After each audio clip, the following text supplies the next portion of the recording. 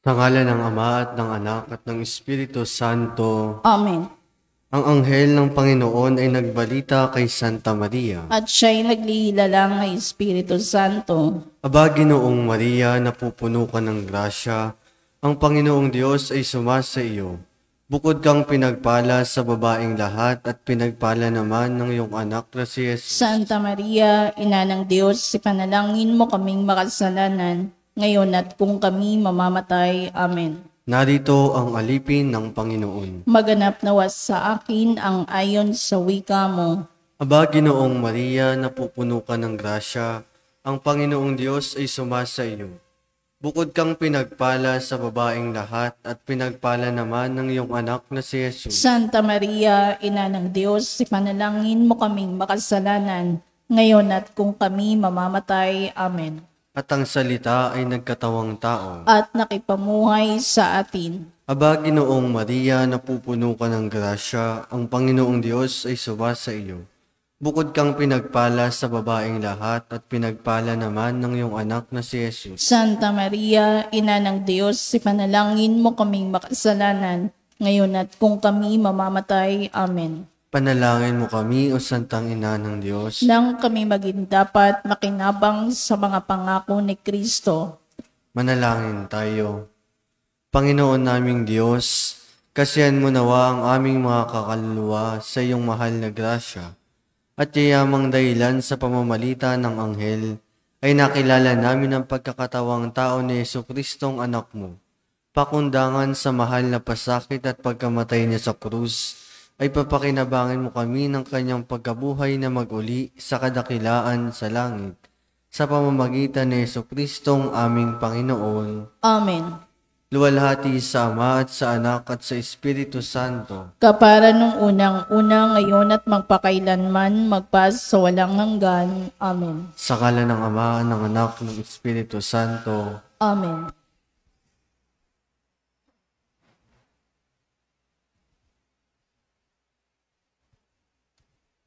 At ang mamumuno po sa ating banal na pagdiriwang ngayon ay ang atin pong Kura Paroko, Reverend Father Douglas Dibadong.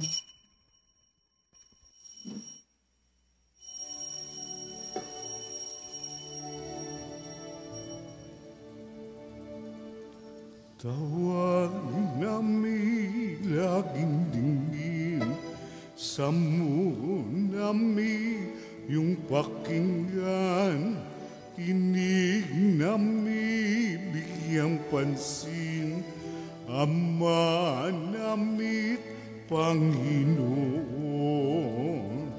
Dinggin mo, Panginoon, ang aming kahilingan. Kami ay kawan, O Diyos na walang hanggan. Tawag namin laging dinggin, samun namin yung pakinggan, tinig namin bigyang pansin, Ama namin Panginoon.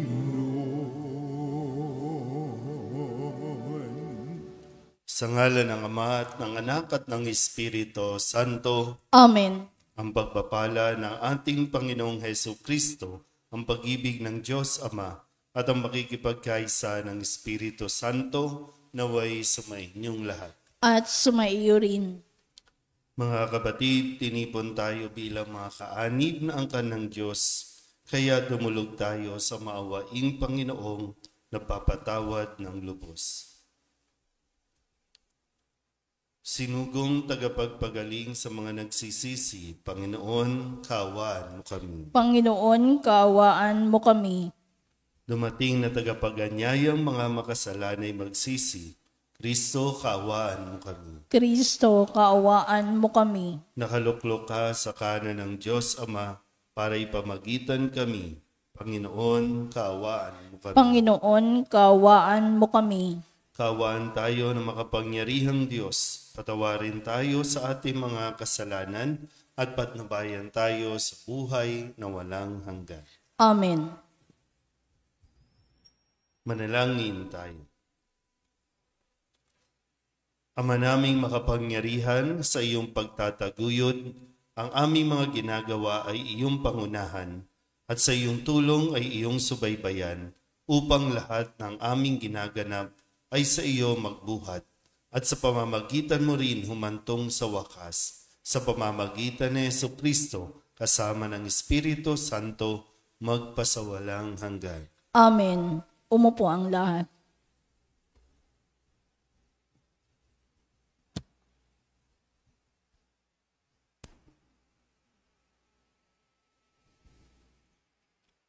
Pagbasa mula sa aklat ng Deuteronomio. Sinabi ni Moises sa mga tao, "Nasa inyo ngayon ang kapasyahan. Kayo ang pipili ng buhay at kasaganaan o ng kahirapan at kamatayan. Kapag sinunod ninyo ang kautusan, inibig ang Panginoon at nilakaran ng kanyang mga landas, pagpapalain niya kayo sa lupaing ibibigay niya sa inyo. Mabubuhay kayo ng matagal at kanyang pararamihin kayo. Ngunit kapag tumalikod kayo sa kanya at naglingkod sa ibang Diyos, ngayon pa'y sinasabi ko sa inyong malilipol kayo. Hindi kayo magtatagal sa lupaing tatahanan ninyo sa ibayo ng Hordan. Saksi ko ang langit at ang lupa, na ngayoy inilahad ko sa inyo ang buhay o kamatayan at ang pagpapala o sumpa. Kaya, piliin ninyo ang buhay para kayo at ang inyong lahi ay magtagal. Ibigin ninyo ang Panginoon, makinig sa kanyang tinig at manatiling tapat sa kanya. Sa gayon, mabubuhay kayo ng matagal sa lupaing ipinangako niya sa inyong ninuno, ninyong sinauna, Abraham, Isaac at Jacob." Ang salita ng Diyos. Salamat sa Diyos. Salmong tugunan ang atin pong itutugon. Mapalad ang umaasa sa Panginoon tuwina. Tayo pong lahat. Mapalad ang umaasa sa Panginoon tuwina. Mapalad ang taong hindi naakit niyong masasama, upang sundan niya ang kanilang payo't maling halimbawa. Hindi sumasama sa sinumang tao ang laging adhikay, pagtawanan lamang at hamak-hamakin ng Diyos sa dakila. Nagagalak siyang lagi magsaliksik ng banal na aral. Ang utos ng puon siyang binubulay sa gabi at araw. Tugon. Mapalad ang umaasa sa Panginoon tuwina. Ang katulad niya ay isang punong kahoy sa tabing batisan. Sariwa ang dahot, laging namumunga sa kapanahunan. At anumang gawin ay nakatitiyak na magtatagumpay. Tugon. Mapalad ang umaasa sa Panginoon tuwina. Ngunit iba-iba ang masasamang tao. Ipa ang kawangis, siya'y natatangay at napapadpad kung hangin umiihip. Sa taong matuwid ay Panginoon ang siyang mag-iingat. Ngunit kailanman ang mga masama ay mapapahamak. Tugon.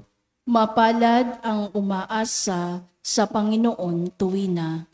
Tumayo ang lahat.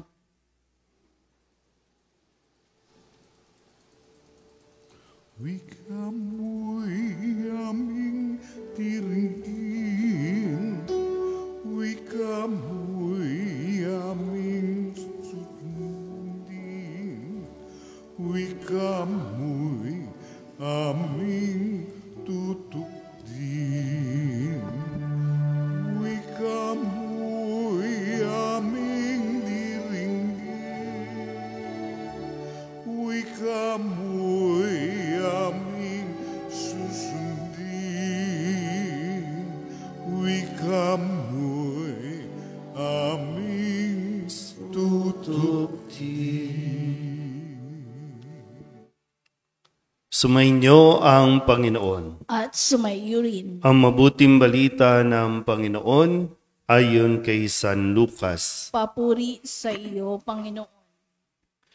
Noong panahong iyon, sinabi ni Jesus sa kanyang mga alagad, ang anak ng tao'y dapat magtiis ng maraming hirap. Itatakwil siya ng matatanda ng bayan, ng mga punong saserdote at ng mga iskriba. Ipapapatay nila siya, ngunit sa ikatlong araw ay muling mabubuhay. At sinabi niya sa lahat, kung ibig ninumang sumunod sa akin, limutin niya ang ukol sa kanyang sarili. Pasanin araw-araw ang kanyang krus at sumunod sa akin. Ang naghahangad magligtas ng kanyang buhay ay siyang mawawalan nito. Ngunit ang mag-alay ng kanyang buhay alang-alang sa akin ay siyang magkakamit noon. Ano nga ang mapapala ng tao? Makamtan man niya ang buong sanlibutan, kung ang katumbas naman nito'y ang kanyang buhay. Ano nga ang mapapala niya kung siya'y mapapahamak? Ang mabuting balita ng Panginoon. Pinupuri ka namin, Panginoong Jesucristo. Umupo ang lahat. Isang mapagpalang umaga po sa inyong lahat. Ngayon po ay Huwebes, kasunod ng Miyerkules ng Abo. Kamusta po ang karanasan kahapon sa pagsisimula ng Kwaresma? Nagutom ba? Oh, wala lang. Lumipas lang yung araw nang wala tayong naranasan na sakripisyo o pag-aayuno. Pero sabi nga din po, no, hindi lang tayo pwedeng magtuon doon sa kung ano ang mga sakripisyo. Baka sabi nga, no, baka pinahirapan lang natin ang ating mga sarili. Pero yung hinihingi sa atin ay hindi natin pinagtuunan ng pansin.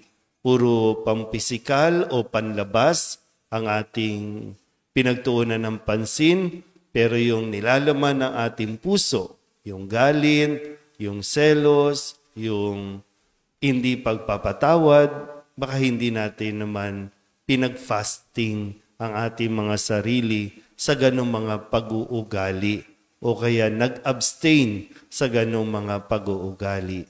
Yun yung masigin na nais nawa no, na mas mapahalagahan natin kesa doon sa mga sumunod nga tayo sa mga panuntunan, pero yung pakikipag-away, sama ng loob, hindi natin inalis. So nawa sa pagsisimula natin ng ating pong paglalakbay, muli tayong pinaalalahanan ni Jesus na maging buo ang ating mga desisyon. Hindi tayo pwedeng makikiuso lang, hindi tayo pwedeng parang sa umpisa lang, maganda lang, no? Maraming tao, maraming lahat na palagay ng abo, pero seryoso ba talaga tayo? Kasi ang sabi ni Jesus, kung sino man ang ibig sumunod sa akin, hindi ito magiging madali. Kasi maraming detachment na kailangan gawin, maraming kailangan alisin o limutin sa kanyang sarili.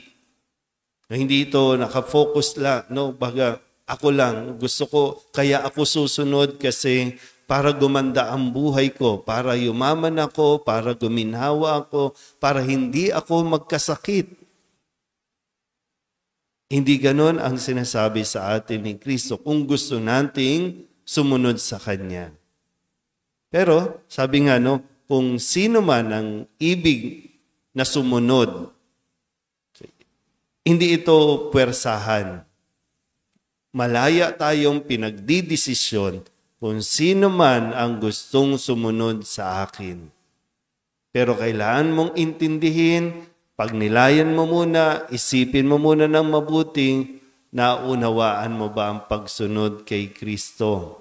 Kasi baka yung pananaw natin, no, gaya nga ng Nang nabanggit ko kanina, baka ang pananaw natin kapag sumunod tayo kay Kristo, ayahay na ang buhay. Kapag sumunod tayo kay Kristo, hindi tayo magkakasakit. Pag sumunod tayo kay Kristo, hindi tayo mawawalan ng pera. Yayaman pa nga tayo pag sumunod kay Kristo. Lahat dito sa sinasabi ni Kristo, medyo kabaliktaran ng atin pong pag-unawa.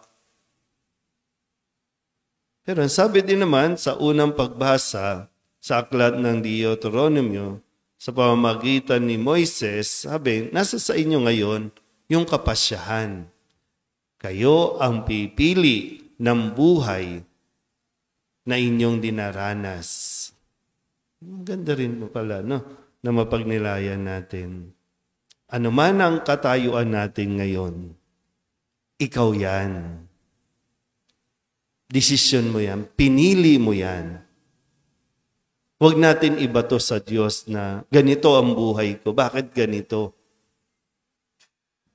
Malaya di ba? Binigyan tayo ng kalayaan ng Diyos. Pumili. Kung mag-isa ka at malungkot ka, pinili mo yan. Desisyon mo yan Pwede rin namang mag-isa ka pero masaya ka. Dahil pinili mo yan. Malinaw sa iyo yan. Pwedeng may sakit ka pero may kapayapaan ka. Kasi pinili mo din yan. Desisyon mo yan. Kung miserable ang buhay mo, ikaw ang pumili niyan. Kasi pwede mong piliin ang isang buhay na simple, matiwasay, maayos, pero nananatili ka sa pagiging miserable, yan. Mayaman ka, pero nade-depress ka, desisyon mo yan. Pinili mo yan.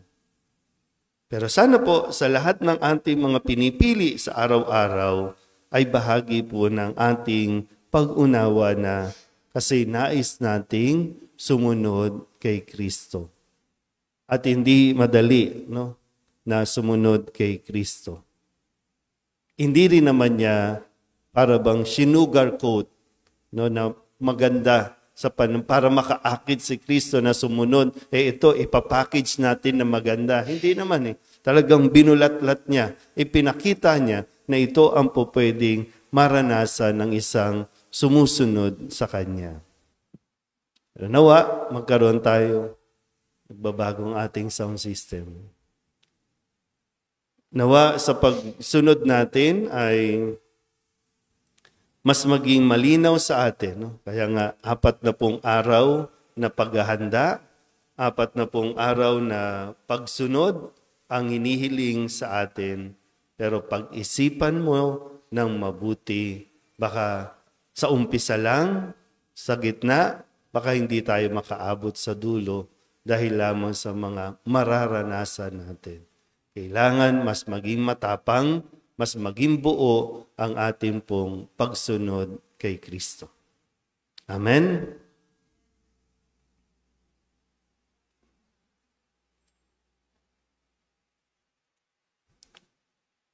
Tinatawag tayo ng Panginoong Hesus upang sumunod sa Kanya, magpasan ng krus katulad niya, at ihabilin sa Kanya ang lahat ng nagdurusa.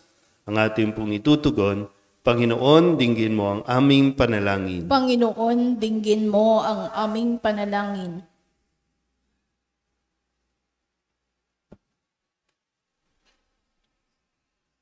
Bilang mga kasapi ng simbahan, naway may sa buhay natin ang diwa ng krus at maging handang magpakasakit para kay Kristo at sa Ebanghelyo. Manalangin tayo sa Panginoon. Panginoon, dinggin mo ang aming panalangin. Ang mga pinuno ng ating bayan, naway mahabag sa mga mahihirap at gawin ng mga nararapat upang puksain ang pang-aapi at pagsasamantalang nagaganap sa lipunan. Manalangin tayo sa Panginoon. Panginoon, dinggin mo ang aming panalangin.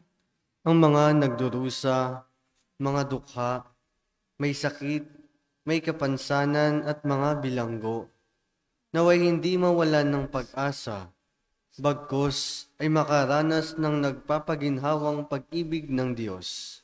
Manalangin tayo sa Panginoon. Panginoon, dinggin mo ang aming panalangin. Ang mga nag-iisa sa buhay, naway makatagpo ng mga taong handang dumamay sa kanilang mga problema sa buhay. Manalangin tayo sa Panginoon. Panginoon, dinggin mo ang aming panalangin. Ang ating mga minamahal na yumao, maging ng kanilang mga naunang pumanaw na mga mahal sa buhay, naway makaisa ng Diyos sa langit sa magpasawalang hanggan. Manalangin tayo sa Panginoon. Panginoon, dinggin mo ang aming panalangin. Idulog din natin sa Panginoon ang ating mga personal na kahilingan at mga panalangin para sa ating mga pamilya, kasama mga kahilingan ng mga nanonood sa online. Lahat ng mga misang pasasalamat, espesyal na intensyon, agarang paggaling ng mga may sakit, at ang lahat ng mga kaluluwa na inihiling na ipagdasal sa misang ito.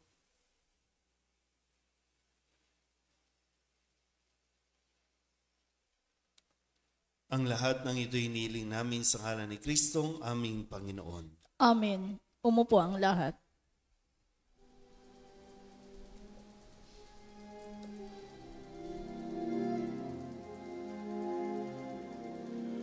Buksan ng aming puso, turuan mong magalang sa bawat pagkukuro, lahat ay makayakap. Buksan ng aming isip, sikatan ng liwanag ng kusang matangkilik, tungkuling na banal. Buksan ng aming palad, sarili maialay, tulungan mong ihanap kami ng bagong malay.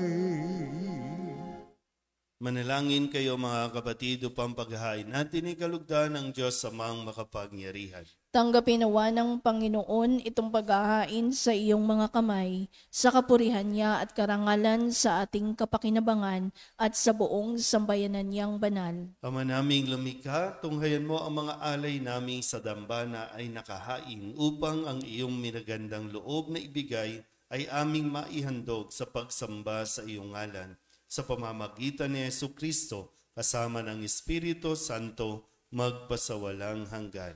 Amen. Sumainyo ang Panginoon. At sumaiyo rin. Itaas sa Diyos ang inyong puso at diwa. Itinaas na namin sa Panginoon. Pasalamatan natin ang Panginoong ating Diyos. Marapat na siya ay pasalamatan. Ama naming makapangyarihan, tunay ngang marapat na ikaw ay aming pasalamatan sa pamamagitan ni Jesucristo na aming Panginoon.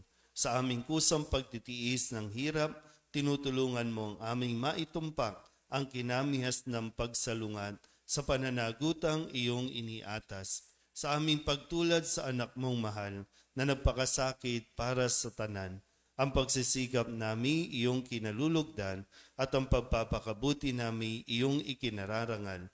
Kaya kaysa ng mga anghel nagsisiawit ng papuri sa iyo nang walang humpay sa kalangitan, kami nagbubunyi sa iyong kadakilaan.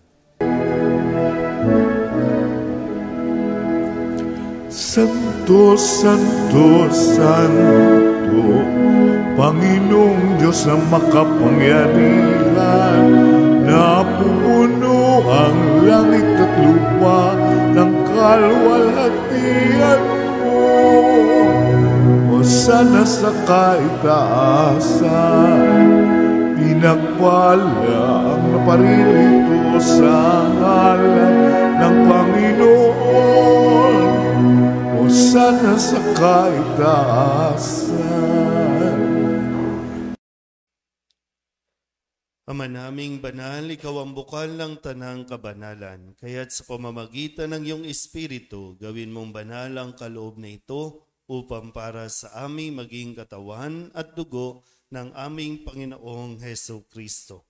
Bago niya pinagtiis ang kusang loob na maging handog, hinawakan niya ang tinapay, pinasalamatan kaniya, pinaghati-hati niya iyon, iniabot sa kanyang mga alagad at sinabi, tanggapin ninyong lahat ito at kanin, ito ang aking katawan na ihahandog para sa inyo.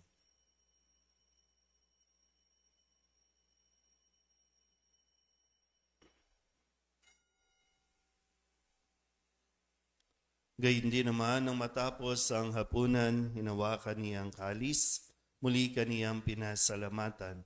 Iniabot niya ang kalis sa kanyang mga alagad at sinabi, tanggapin ninyong lahat ito at inumin. Ito ang kalis ng aking dugo, ng bago at walang hanggang tipan. Ang aking dugo na ibubuhos para sa inyo at para sa lahat sa ikapagpapatawad ng mga kasalanan. Gawin ninyo ito sa pag-alaala sa akin.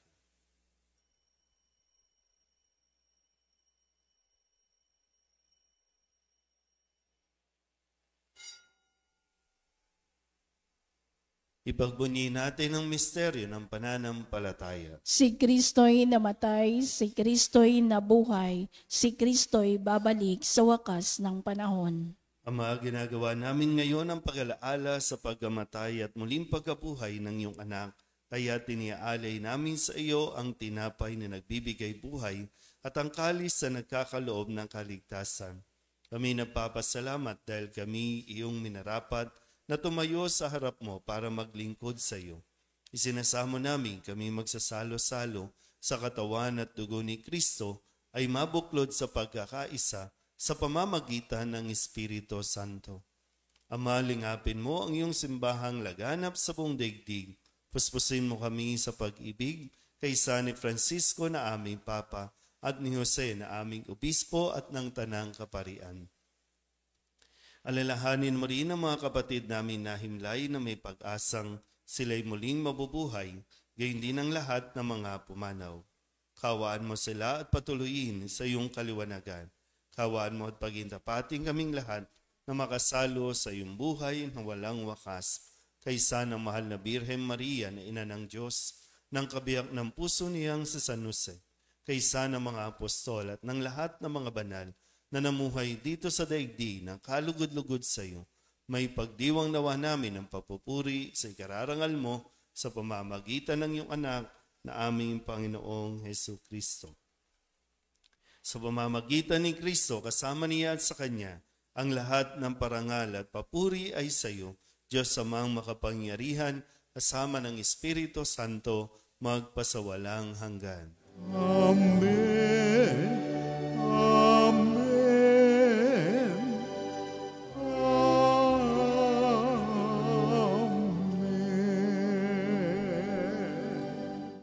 Sa tagubilin naman ang kagagaling na utos at turo ni Jesus sa Panginoon natin na Diyos, ipahayag natin ang lakas loob. Pater noster, qui es in celis, sanctificetur nomen tuum, adveniat regnum tuum, fiat voluntas tua, sicut in cielo et in terra. Panem nostrum quotidianum da nobis hodie, et debite nobis debita nostra, sicut et nos dimittimus debitoribus nostris, et ne nos inducas in tentationem, sed liberanos a malo.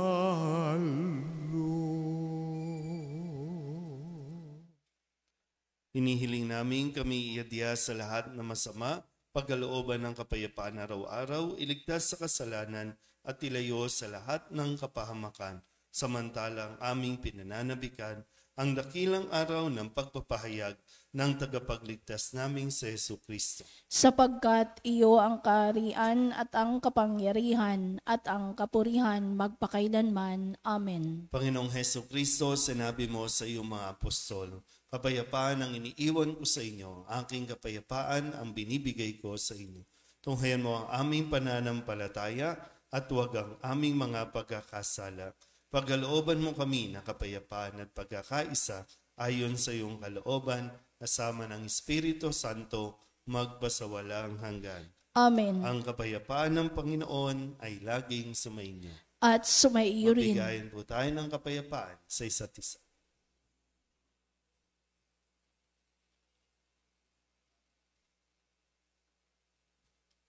Kordero ng Diyos na nag-aalis na mga kasalanan ng sanlibutan, maawa ka sa amin. Kordero ng Diyos na nag-aalis na mga kasalanan ng sanlibutan, maawa ka sa amin. Kordero ng Diyos na nag-aalis na mga kasalanan ng sanlibutan, ipagkaloob mo sa amin ang kapayapaan. Lumuhod ang lahat.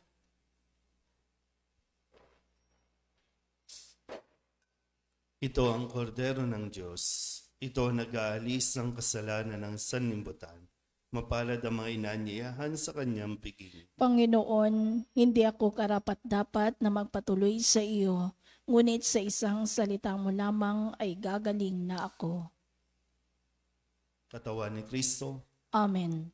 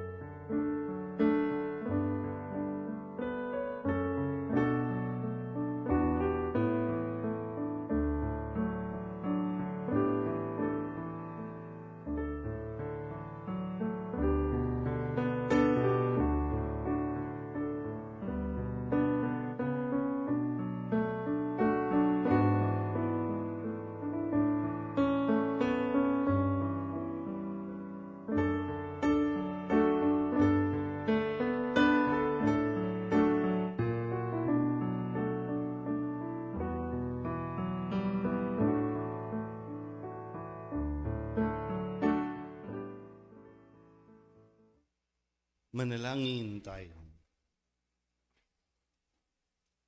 Ama naming mapagmahal, sa pagsasalo namin sa piging mong banal, ang paghahain ito sa ikapagpapatawad ng mga kasalanan ay sa rinawang laging magdulot ng kaligtasan sa pamamagitan ni Jesucristo kasama ng Espiritu Santo magpasawalang hanggan. Amen.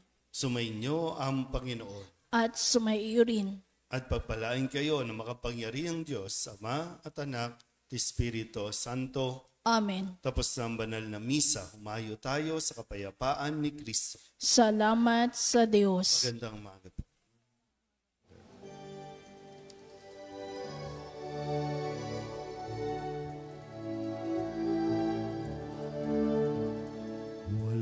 sinuman ang nabuhay para sa sarili lamang.